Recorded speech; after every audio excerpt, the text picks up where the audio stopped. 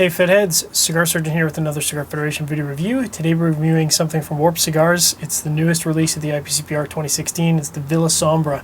This is an interesting release because it's the first time that they're using a Ecuadorian Connecticut Shade, or Connecticut Shade in general, for a cigar. So I'm smoking this fairly early in the morning. That's usually when I tend to enjoy a good Connecticut Shade cigar. It's kind of my first cigar of the morning.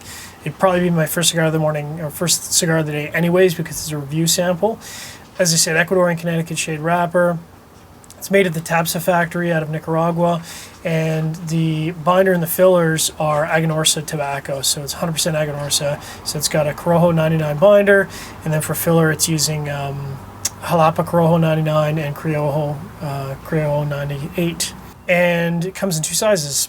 So this is 5 1/4 by 50 that I'm smoking today, which is the, I'm going to screw up the name, I'm sure, it's the Mecedora. And I think the MSRP on that is about $9. And then the Mojitos, which is a 5 1/2 by 44, so just a tiny little guy. That one I think has an MSRP of about $8.60, $8.80. So Connecticut Shade, excited to get this going. Now normally I would pair a Connecticut Shade with a coffee, but given that we're doing a review today, I'll just be smoking the cigar by itself, just to get all the notes that are possible. Now of course I was so excited to get going here. Totally didn't do a nose to the wrapper and the foot. My bad, but I'm excited. Anytime I get a Warped sample in my hands, I'm just excited to smoke it, so you have to forgive me. Using that V-cut, draws exactly where I want it to be. Sort of a light chocolate to start, a little bit of drying wood chasing it, some sweetness and spices in the retrohale. Quite a lot of body here for a Connecticut Shade. Tons of body on the retrohale. This might have an Ecuadorian Connecticut Shade wrapper, but this cigar is not giving up anything in the flavor department. Huge spices on the retrohale. Yeah, very rich, very complex. Nice sweetness, like I said, that chocolate, and some chasing spices going into the retrohale, or going into the post draw. So a lot of cigar to go. We'll check back in. So we're hitting about the 6 minute, 7 minute mark here, and if you're expecting a light-bodied cigar from this, you are in for a big surprise. There is a ton of pepper, ton of spices, ton of body. It might have an Ecuadorian Connecticut Shade wrapper, but it's not at all what you would consider to be a cigar blended with an Ecuadorian Connecticut Shade wrapper. I think if you were to put a Habano wrapper on this cigar, it would just be too full-bodied. As it stands right now, it's sitting in the medium plus category already. Now, I'm hoping that that kind of calms down as the cigar settles in. But it certainly starts out with, I mean, if you didn't know any better, you'd think it was a Habano wrapper. It's just got so much body to it. Very enjoyable, but a heck of a way to start the first cigar of the day.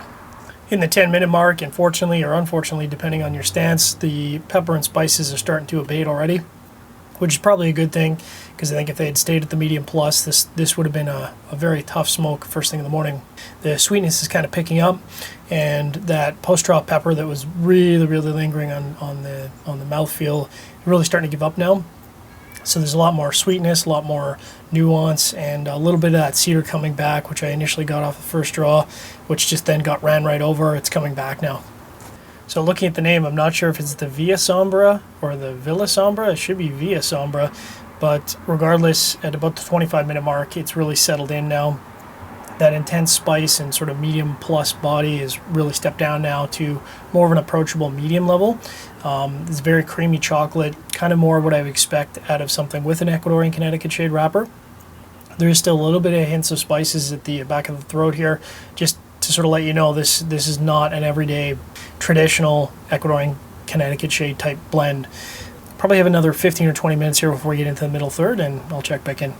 Just passing the 45-minute mark, and the Villa Sombra is starting to pass into the middle third here. Still that creamy chocolate. The spices have really almost disappeared. They're at a very light level now.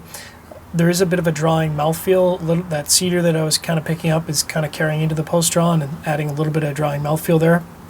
So I'll check back in the middle third here and see what other flavors come to the surface. At the 50-minute mark, and the middle third is kind of establishing itself here. Still have that creamy chocolate. Underneath that, there's like a sweet, earthy component.